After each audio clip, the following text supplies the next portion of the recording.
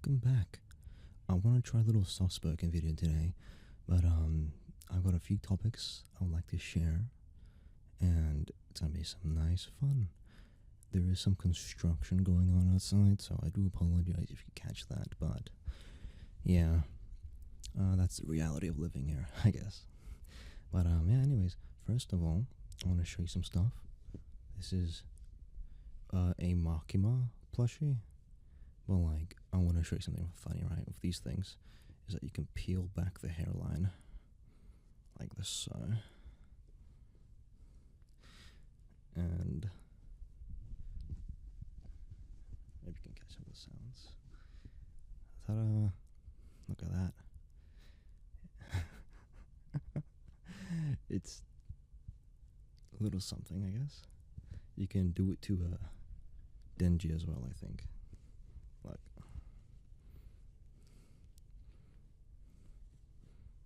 yeah, well, like, you have a little view of these bald guys, and then there's Power. Power's the exception. Like, this hairline is like sturdy, bro. It's not receding anytime soon. Like, maybe a bit of a widow's peak, but that's about it. Ta-da!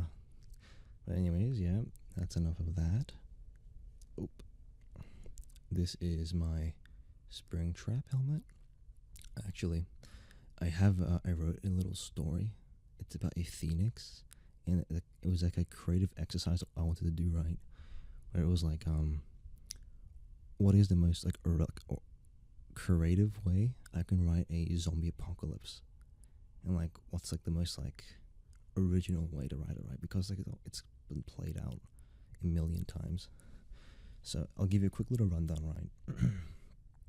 Basically, right, my idea of the story was that there's like a phoenix, like a huge, like kilometers or like miles of like wingspan and everything, right? Huge. And then it starts to fly around the earth, like circumnavigate the globe multiple times, and like as it does, these little embers drop down, and they're attached to like a little, kind of like a fiber optic cable, I guess, but like it's like biological, right? They fall down to earth, and if they touch something that's currently alive, it fizzles out and it disappears. But if it touches something inanimate, like, let's say like bare desert, or concrete, or like dirt or something, or like rock, it will like seep through, like melt into the crust of the surface, and then when it reaches like in like organic matter, like let's say a skeleton, or like a fossil, or like fragmentary DNA, right, it will start to regenerate that inanimate object, right?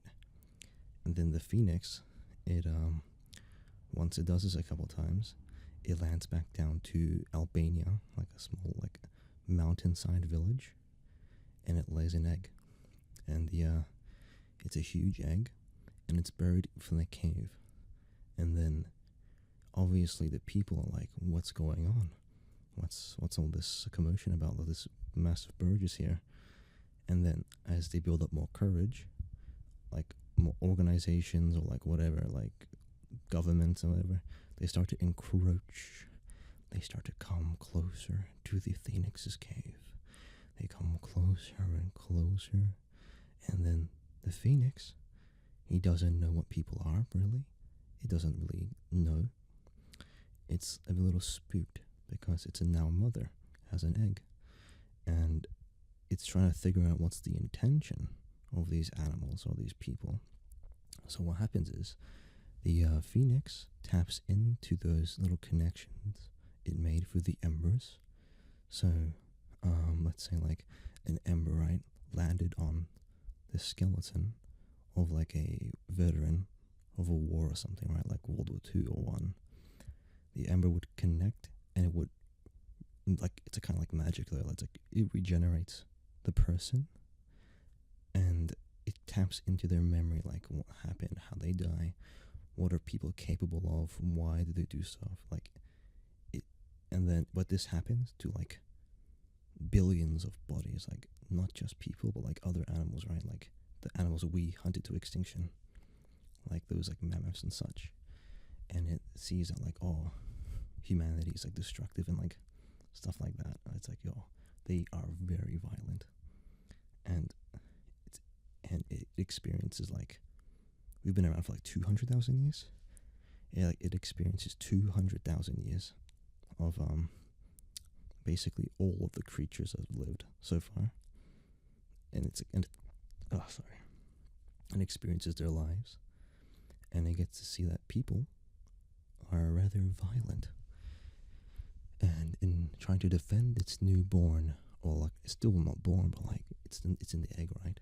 Trying to defend it, it kind of like resurrects all these creatures, so that like to defend itself, right? And the difference between like it's like a hive mind kind of thing, right? It's like, I think the flood and Halo something similar, but the difference being is that it is technically a hive mind in the sense that they all share the same goal, but they don't share the same mind, if that makes sense. But in a way they do, if you get what I mean. Like a wolf can understand another wolf, but it can't understand the thought process of like a cat or something. So like there's like species specific like knowledge sharing, I guess. And as you can tell, people are also affected because we all die as well. And the way that's gonna work is that like the people, like a German guy, right? He won't be able to understand a Russian guy or how he thinks or the words he has. And so they won't really cooperate in a sense unless they're like understanding each other. And sorry if this is a bit convoluted, but like I had this like idea for the story because I had a thought as well. It'd be like, what if you had like people that like were like in real life history, like they hated each other, like they despised each other, and they were forced to work together out of the like they have their own like free will in a sense, where they can choose not to cooperate, I guess, but they have to work together towards the same objective, I guess.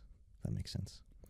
Like these people are like still them, like they have like their own like thoughts and everything on how it should be done, but they're forced to work together, I guess. And that like leads to like a big war, I guess, like a big conflict, because there's like what, trillions and trillions of not just people, but like bears, sharks, maybe if there's a little bit of DNA remaining, a T-Rex, and they come back to life and they're crawling out of the ground to finally reach you, and they're gonna get you. And I would have thought like where they like emit like a little blue glow or something. Yeah.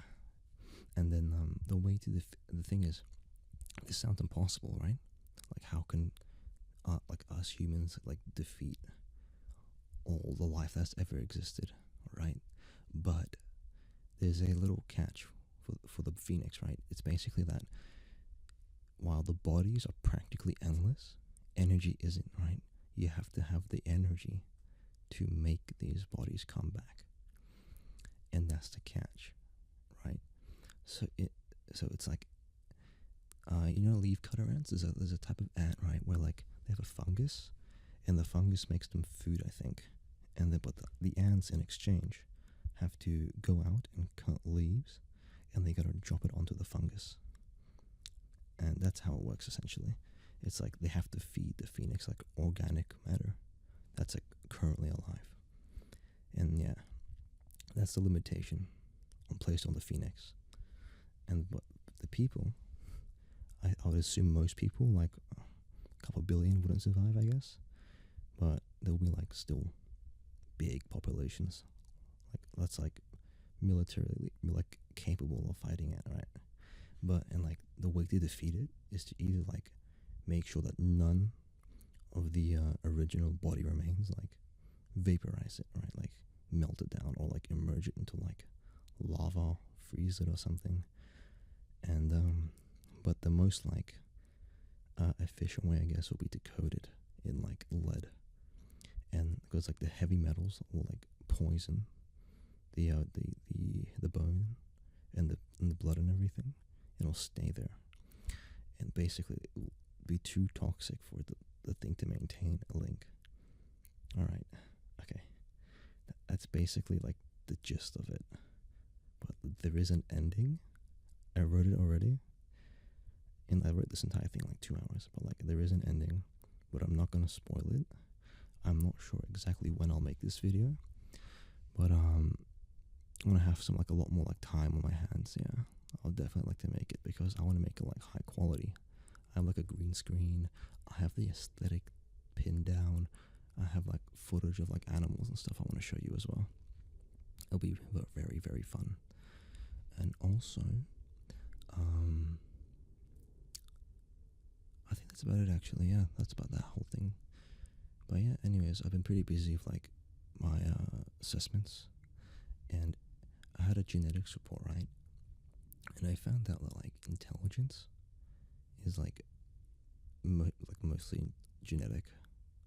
Like if you really like think about it, like it's actually crazy how like pretty much every aspect of like your personality or your life is just pure genetic chance. Like you don't really have that much control over it, I guess. That's what I'm trying to say. It doesn't mean that you shouldn't try, but like addiction, like anger, your public speaking, all that is genetic, right? And it doesn't mean like you have to be like that, but like, yeah, it's interesting though. There is a thing, right, where if you do like a DNA test from those like ancestry stuff, like ancestry.com, I think 23andMe went bankrupt actually, so maybe don't do that one. But what you can do is you can rip out the raw data that they got from you, and they can upload it to a hopefully trustworthy site, and they'll like check you for health stuff or like genetic traits or something like that. And it's not infallible. There is errors, right? So like don't take it for like face value. But something interesting I found was that I had a very good memory, which I already knew. But genetic stuff, you know, they just showed in the report. I was like, yeah, that's true. I have a good memory. And yeah, that's about that kind of stuff done. But actually, I do want to show you some stuff. I made some paintings. Ta-da.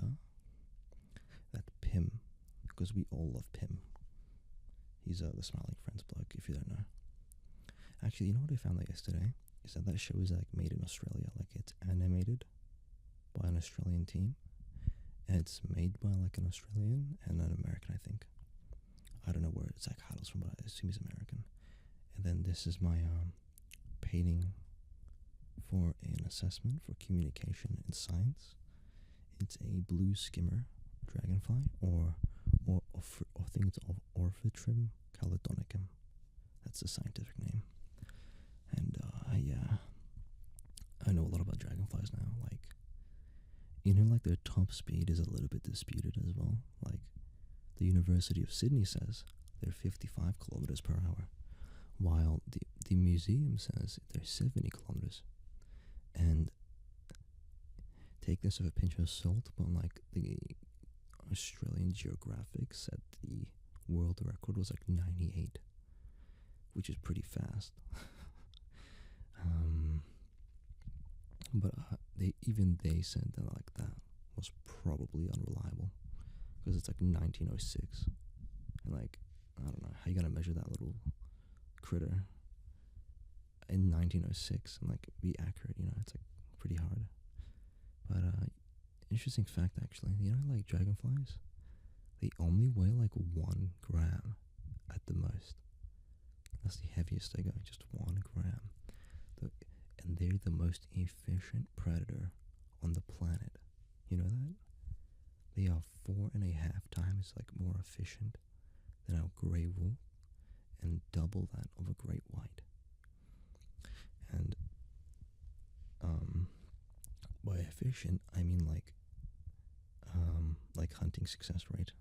So like every time they go hunt, A dragonfly has a 97% chance of catching something.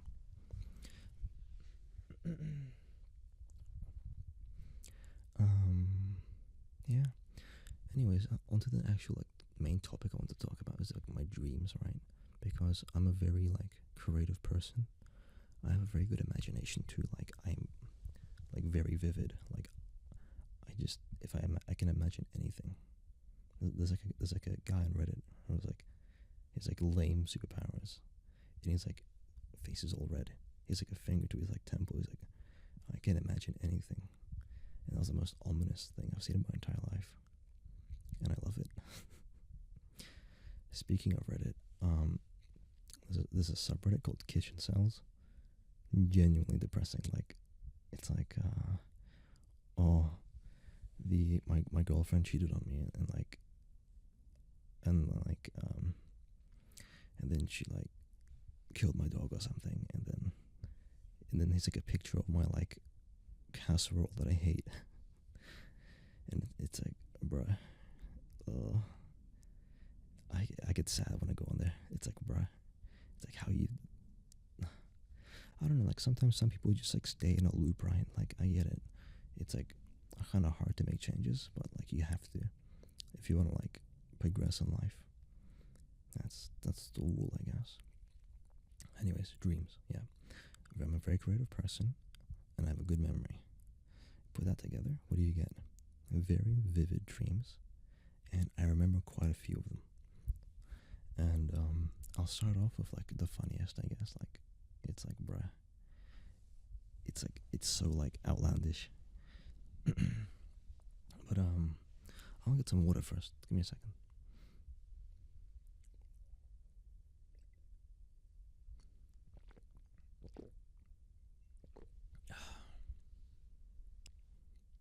But yeah, anyway.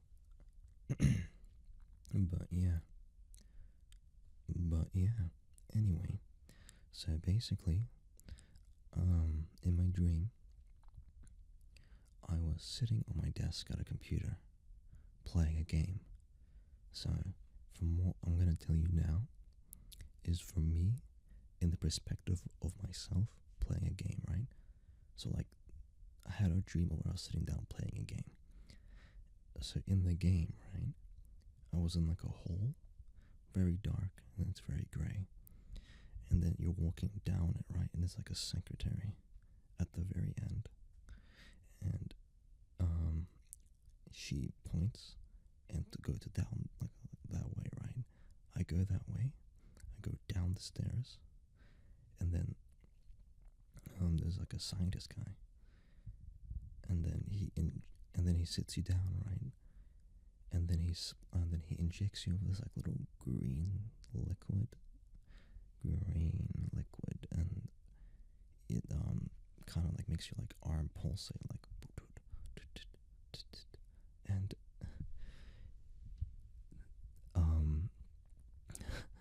and then a female nurse comes in, or like another scientist or something, but it was a woman. Throws a bucket of water onto you, and then it's like you get like pushed into like another world kind of thing. It's like not another world, but like in your head, I guess. And then you wake up on an island. It was exactly like Ark, like literally. It was just like the intro for Ark, where you're like scratching out like the thing on your wrist, and then there was like a timer, I guess, and like this part's a bit convoluted. It's a bit weird, but like you gotta run to the center of the island before the timer runs out, and then that's what I did. I was running, and then as you start to get running closer and closer, and the time is going down and down and down, everything kind of starts to like lose color. It was like turning like black and white. And then for some reason there was like a clip of like a dinosaur, like two raptors on like sand dunes for like no reason. I don't know why. But yeah, they were just like, and then when I got out, they congratulated me, I guess. And then by this point, like the perspective of me on a computer doesn't exist. Like I am the game now. Like I'm the character in the game now. perspective, I guess.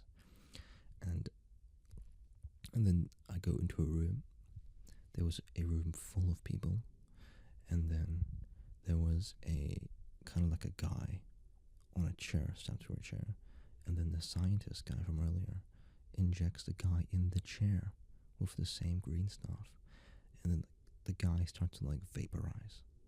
The guy like starts like glowing like green, and then he starts to like wither away, like, you know, like Thanos, where it's like boom, like snapping. I can't snap my fingers because like I'm wearing gloves, but like you get what I'm trying to say, right? Like, yeah,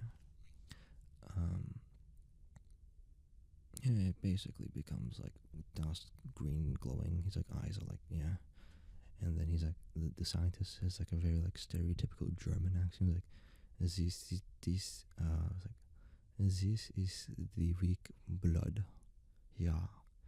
And then he grabs me by the arm, and he leads me to another room. And then, okay, like I'm not messing with you. This is like a genuine dream I had. This is like the climax, I guess. But there was Andrew Tate. I'm not joking. Like, it was him, like unmistakably him. But he was like breakdancing in the middle of a room. It was like pitch black, just breakdancing with a little spotlight down on him, wearing nothing but like pink undies.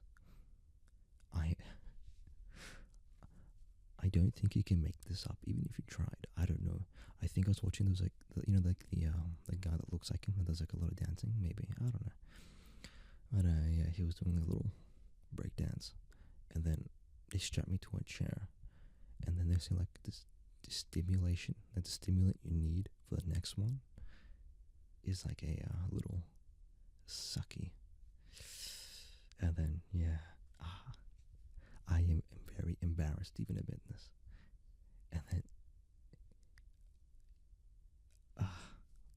God, he rubs it in my face, and then the nurse says, no, you have to be the other way around. And then he bites down on my thing, and then like I woke up from the pain. Like I felt the pain of him biting down, like chomping. I don't know what to think anymore about that dream. It's like it was so vivid. I felt it, and like I remembered it in such detail that I had to write it down. It's like something like I'll never forget. Like that was genuinely like an epiphany. Like I was like, bro, I am not sane. But like, why did he have to bite down, bro? It's like, anyway, it was okay. Next dream. Like this is like not like anywhere near. I was like, I guess funny or anything, but like I had a dream where like I was just playing with like VGA cables, and there was this really cool one where it's like it was like two VGA heads on like a big triangle thing, and then like on the back of it you can adjust like the frequencies and like which one to use. And I think I got that idea because my CRT has like the same thing where it's like two VGA inputs, and there's like a switch we can pick which one you want to use. So I guess that's where I got that from. But like, anyways, yeah. One of the more interesting ones is that I had a dream, right, where it was like this crystallized brain. It was like a brain in like a blue crystal, and it had these like two eyes. These two eyes were like on strings attached to the crystallized brain, and they were just like dangling about. And then this brain was attached to like a big crystallized spine, but like to get around, right, it had these like tiny like extra thin steel like it's like fishing line. It's like kind of like hooks, I guess, where it's just like grabbing onto things, like boom, and like crawling towards things, right? But like these things are so like razor like sharp, they can like cut you in half. And then it was kind of like an SCP thing, where there were these guards that were trying to contain it because it was just like slashing through the doors and everything. And yeah. But like the reason why, there was also like a weird like owl thing. It was like chasing an owl that was like 5'5". Like it was like pretty tall, but like not like tall, I guess. You know, tall for an owl. Like what kind of owl is like 5'5", bro? But yeah, nothing really happened in that dream. I guess that was interesting, but like it was a cool idea. I drew the little guy, and there was another dream where I was, you know, like a certain mustache guy, like a little historical guy from Germany.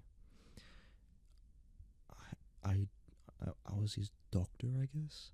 Like I was in the bunker at like 45, and I had an assistant who was like a Native American chieftain. And like that's the only thing I remembered. There's like nothing happened. I was just like standing there. You know, like the one like scene in Downfall where it's like like Schneider was his name, or like Schneider's like counteroffensive. It's like that scene. It was just like that, I guess. But I was just like chilling there in the background. Yeah, I'm a big history guy, but like, I don't go that way. I'm not I don't associate with those kind of things. But it was an interesting thought, I guess. It really goes to show that the human brain can conjure up some weird things, even if you don't really understand it, I guess. Like, you know how like they say like every like dream has meaning, right? And that's a lie, bro. I think the brain just does whatever it wants. Like I don't think the brain really knows when it's dreaming. It just does, you know. And I always get like a bunch of these dreams where it's like I'm at school and that's it. It's just like I'm like in high school, just living another day, and it's like hyper realistic. But like sometimes I have these dreams that feel so real, like it's just like it happened, and it's always about cats.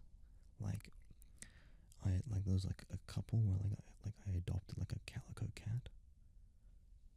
Like there was a couple where like I adopted these like 9 golden orange kittens, and when I woke up, they were gone, and I got a little sad. I'm like, bro, my cat. Look at this guy's sad too. Look at him, little yellow rabbit. I mean, I think he's happy because like, you know, cats eat rabbits, but still, he's a big guy. He'll be fine. Yeah, dreams. I think those are the most interesting ones I can remember, to be honest. I think there's a couple more, but they're not that interesting.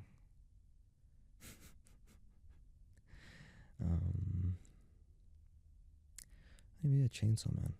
This is the new movie, right? I've been meaning to watch it. I mean, like, but I guess university stuff comes first. But I heard it's really good because everyone's just saying like all the animation's great, all like the voice acting's good, and like everything. But yeah, I should go watch it. Sorry, my throat is very dry. I just had a shower.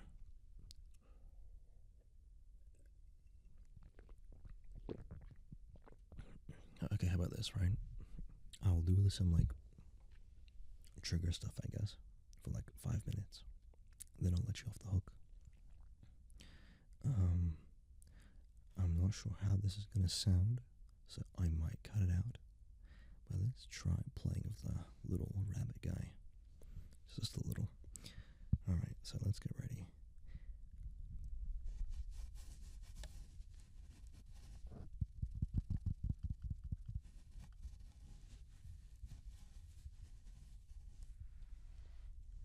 He's a little unfinished, and I broke off one of the ears too. and I gotta fix the fur. You know, this is my first ever like proper cosplay I've done. I've made like a red guy outfit too, but I don't know where the head went, so I just look like a weirdo.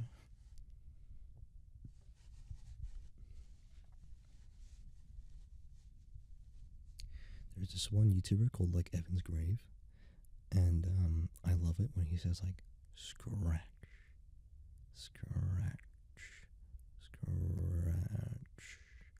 scratch, scratch, scratch, scratch. But I should really get a fluffy mic. Like this is just like a normal pop filter, but I do intend to like get a actual like fluffy one. But more about the rabbit guy actually. He has like actual screws in his head, so like it's a bit painful to wear for like if you tilt your heads the wrong way. It's like the blunt side, so like don't worry, I'm not gonna like stab myself through the head, but like it's still uncomfortable, not really fun. But yeah, I do intend to wear it one day and finish him one day, but not today because I have other stuff I want to do.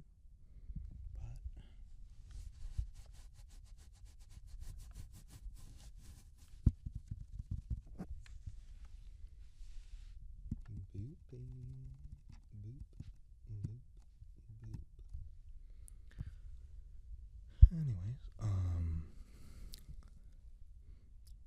maybe we can do more scratching on this thing when it's like I can pull it up to my face, because like that thing has like parts here where like the ear can articulate, right? And there's like springs and stuff, and I don't want to like have like a very unpleasant sound, so I'll just do this with, like power, because she's also on my shirt. Yeah, so like she gets special privileges. But yeah, that whole like the dream, the first one I told you about, it still haunts me to this day.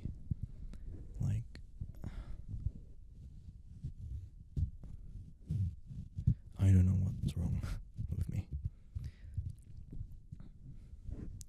Scratch.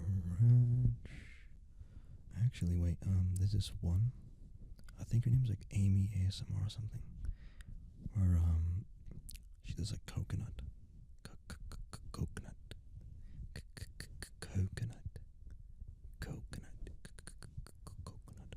and coffee, coffee, coffee, coffee, coffee.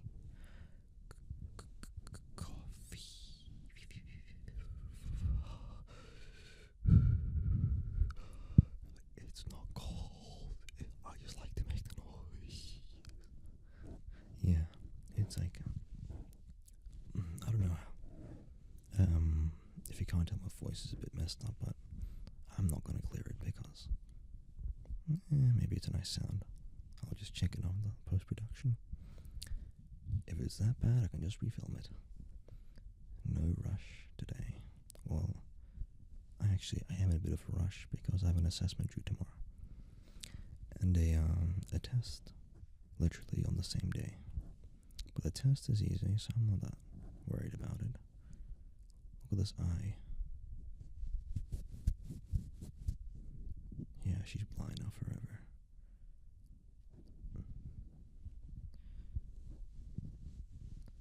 Also, I'm not sure how well the sound's being captured, but I think it's pretty good, because it's like scratch, scratch,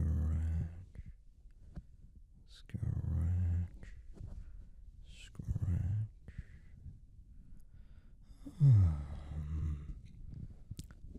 Boom, boom, boom. I want you in my room. Spend the night together from now.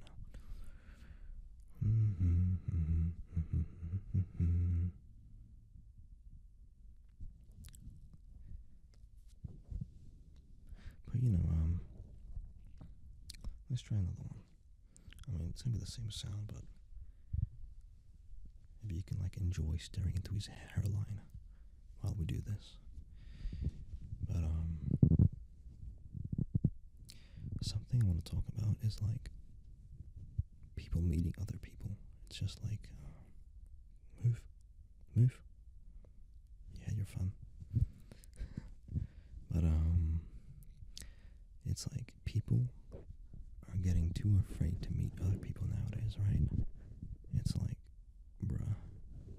Oh, by the way, I'm wearing shorts, so don't worry. These are shorts. So, but yeah, anyways, as I was saying, people are getting too worried about meeting other people. It's like, let's just have fun. Why relax? And there's like this whole thing where like people being shamed for their niche hobbies or their fascinations or their interests. But that's not all right. If everyone's the same, then no one will do anything. Think about it, right?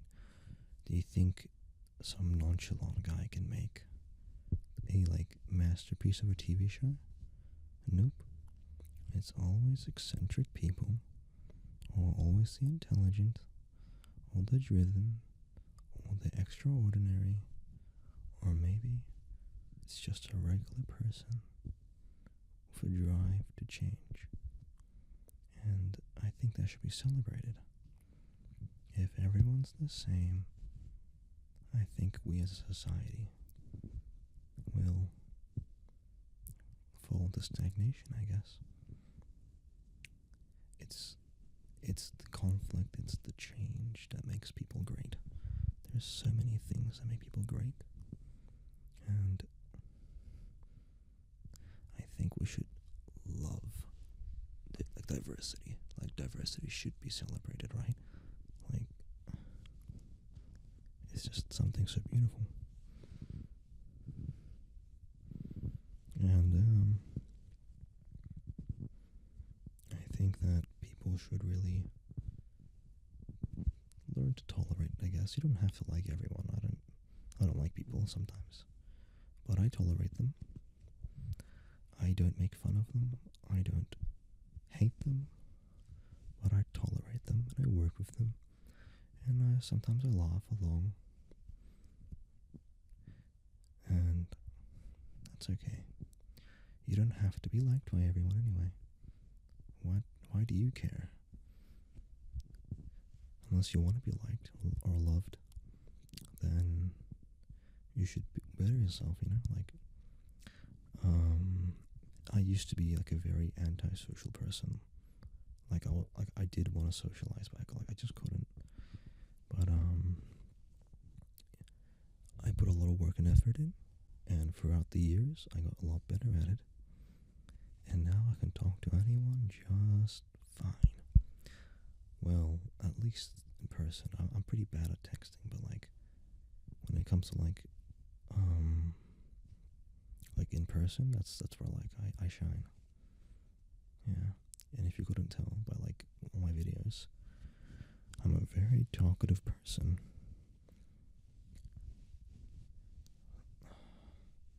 You know, like stress and diet and lack of exercise is bad for your hairline, buddy. You've got to fix that, and oh my god, all you need is a little massage, and it's all back. Look at that. Good as new. Let's see if our little friend here needs help too. Oh, this one's not that bad.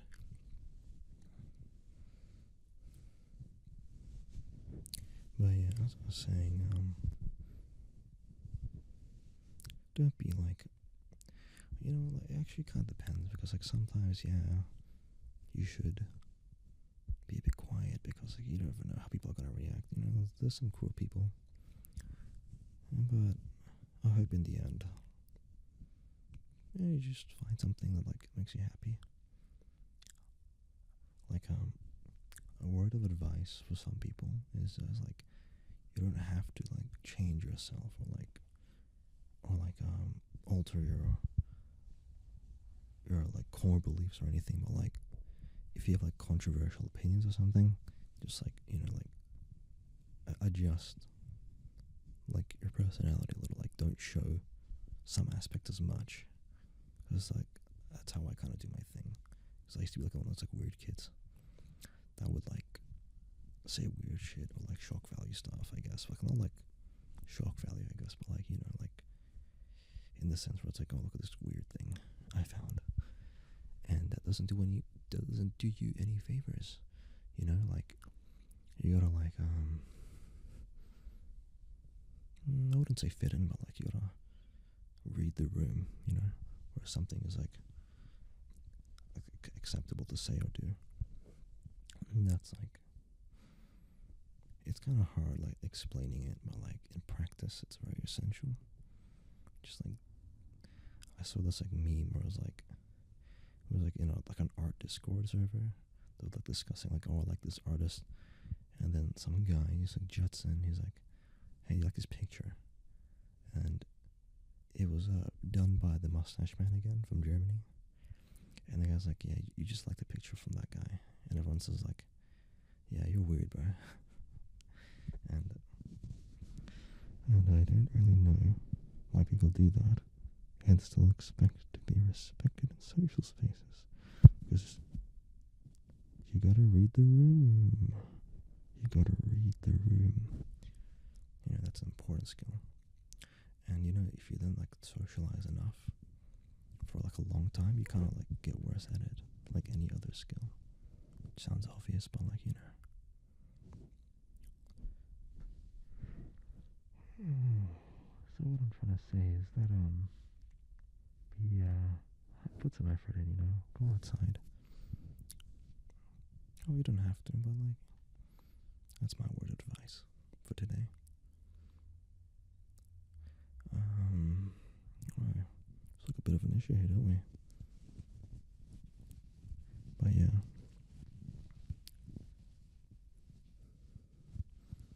I think a good way to like get out of your shell a little is to like post like public stuff on like your Instagram or whatever, of like you just doing whatever you want. Like I've done that with my Instagram. There's like a bunch of posts that most people wouldn't dare to post. It's like nothing like this, I guess, but like some other art stuff or like creative stuff. And yeah, I'm very proud of it, and it shows who I am. And look at this, another successful massage. Couldn't you think about that? Oh, she just hit Denji in the head. Oops. But I think we're done for today, I guess. Just a little video. I missed last Saturday. I was supposed to do this last Saturday, but I took a little break from my assessment, I guess. And I just want to quickly make a video because I love this. This is good fun. I like talking. I really like talking, and I like, it's fun doing stuff. I want money. Come on, guys. Oh my god. I'm joking. I don't care. This is fun. But I do gotta afford that, like, that FW900 somehow, I'm kidding. It's like, wow, $20,000 for this monitor, bro. I'm not that crazy. Yet. But yeah, I think we're about done now. Not much else to really say or do. And let me know what you think about the soft-spoken version of things. I might do like 50-50, depending what I feel like on that day. But yeah. I'll let you guys off the hook for now. And I'll see you maybe next week. Or maybe in a couple days. I don't know.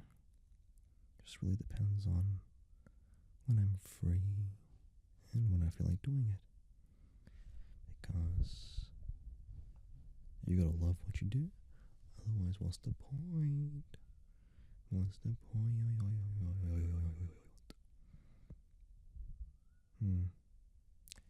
Yep. And 5, 4, 3, 2, 1. Goodbye. You're off the hook. Yep, we're all done. Let's edit this bad boy. How long was it?